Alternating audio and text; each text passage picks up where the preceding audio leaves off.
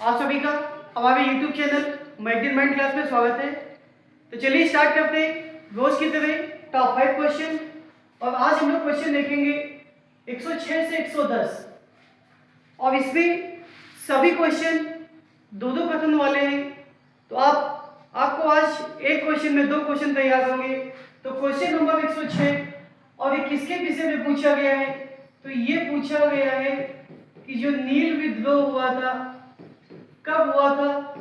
1860 में हुआ था, उस पर ये क्वेश्चन है। तो पहला क्वेश्चन तो यही हो गया कि जो नील विद्रोह हुआ था ये कब हुआ था?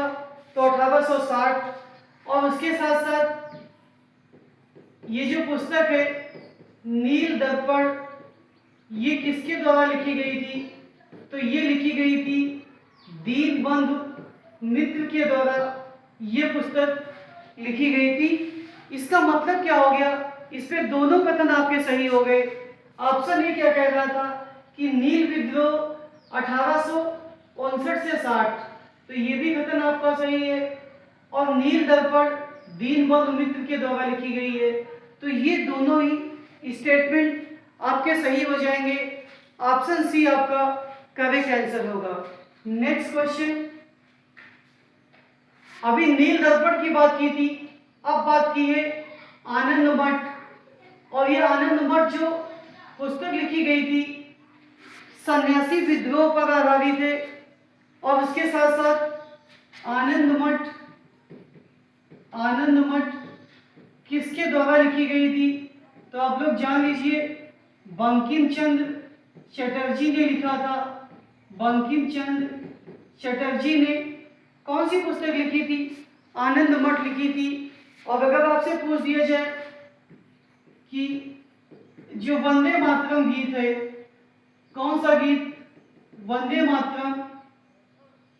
तो वंदे मातरम गीत कहां से लिया गया है?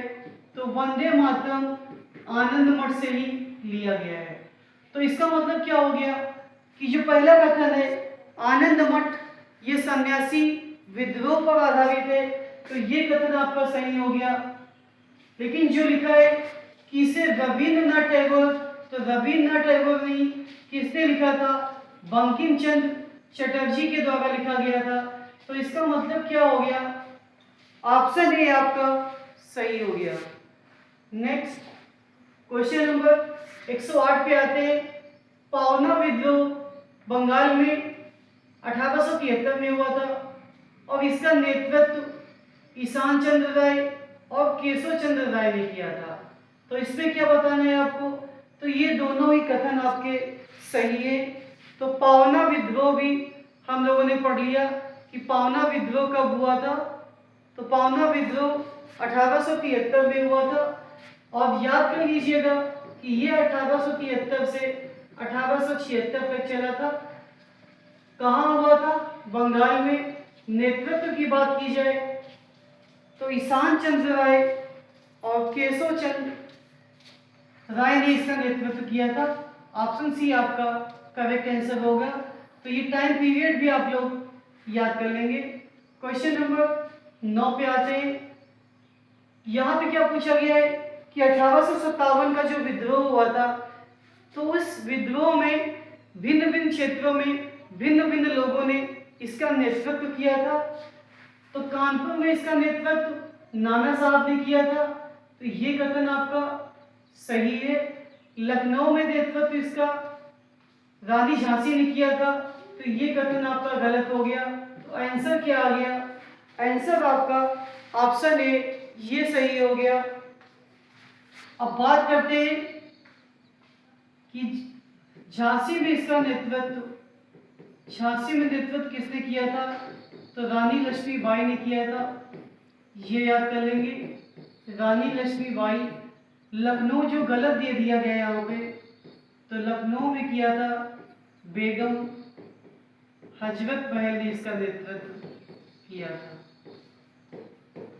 तो ये बातें भी आप लोग याद करेंगे कि जो क्वेश्चन था वो तो याद कर ही लिया, और ये भी याद कर लीजिए कि लखनऊ में जो झांसी वाला गलत हो गया, ये गलत हुआ क्यों?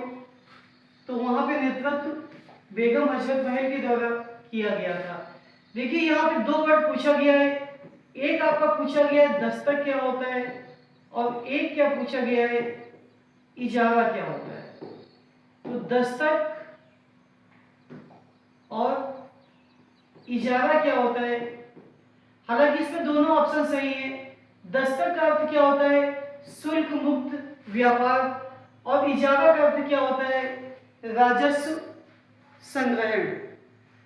तो राजस्व संग्रहण का मतलब आप लोग समझ लीजिए कि जैसे किसी को भी कोई भी भूमि दी गई, और भूमि कितने साल के लिए, जितने भी साल को निर्धारित कर दिए, अगर 5 साल की बात आती है तो उस भूमि से जो भी आय प्राप्त होगी तो वो एक राजस्व का संग्रहण होगा। ये मतलब होता है इजारा व्यवस्था का।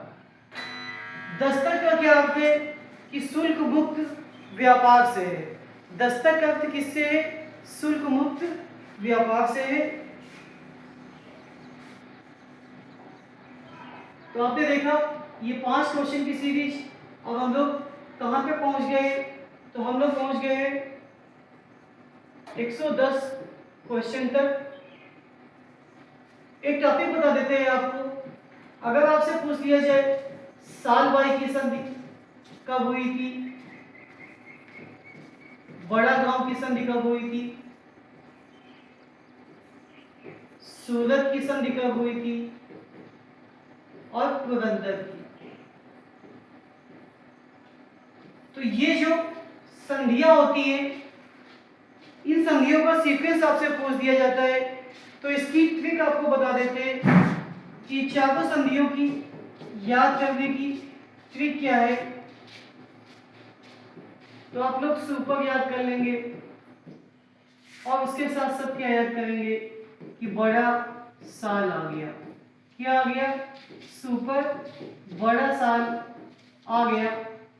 तो समझ गए होंगे ये सू से क्या हो जाएगा, सूरत की संधि नंबर 1 पे होगी, पर से पुरंदर की संधि नंबर 2 पे होगी, बड़ा से बड़गांव की संधि हो जाएगी, और साल से सालबाई की संधि हो जाएगी।